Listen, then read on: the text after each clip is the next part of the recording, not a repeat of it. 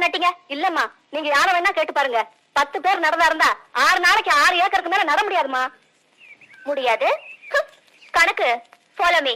நீங்களும் நடங்க.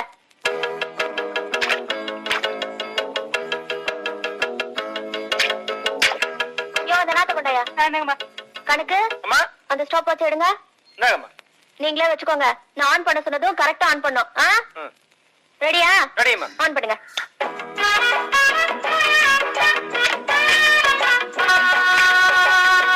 என்ன இப்படி நாத்து நடுறாங்க?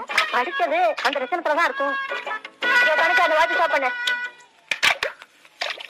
கொண்டாயா. 4 நிமிஷம்.